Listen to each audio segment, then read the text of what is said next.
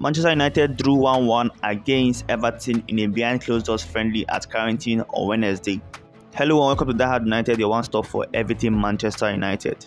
Erik and his boys step up their preparations for the return of the domestic season by facing Everton in cold temperatures at the training ground. Man United held warm weather training last week in Spain and lost in two friendlies to Cadiz and Real Betis, but they drew against Frank Lampard's side, who played friendlies in Sydney last month. United returned to training at Carrington this week with Christian Eriksen and Facundo Pellistri strengthening the group after Denmark and Uruguay were eliminated from the World Cup at the group stage. The 9 United players who lost in the World Cup quarterfinals aren't due back in training until next week. We resume our season next week Wednesday when we face Burnley at Old Trafford in the Carabao Cup 4th round. Our Premier League campaign gets back underway when we face Nottingham Forest on December the 27th.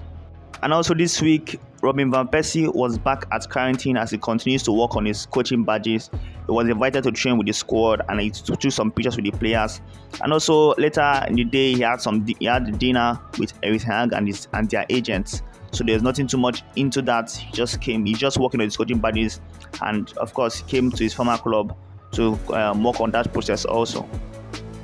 As the January transfer window gets closer to its opening, it's still uncertain what kind of business Manchester United will do in the transfer window, as we are in serious need of a right back as competition for Dalot and a striker after losing Edinson Cavani in the summer without replacing him, and Cristiano Ronaldo last month after both parties mutually terminated his contract at Old Trafford.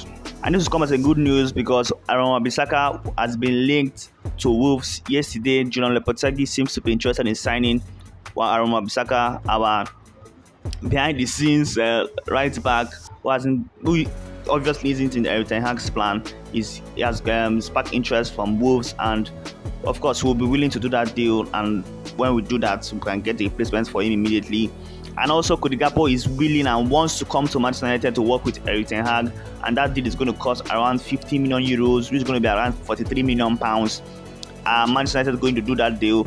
I don't think we have any option than to do it because we are in urgent need of a striker, and if Wan-Bissaka leaves, we can also get that right back, which will be massive for us because those two positions are really urgent for us right now in terms of getting over to the Europa League and making top 4 and maybe winning a cup competition.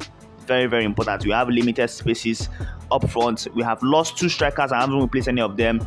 And Wan-Bissaka isn't in Erik ten Hag's plan. They haven't started any game in the league for us this season. It has just been Dalot, who has started 20 games out of 21 he has played this season. But let's see how it goes, and that's all for this morning. Don't forget to see Die Hard United, your one stop for everything Manchester United.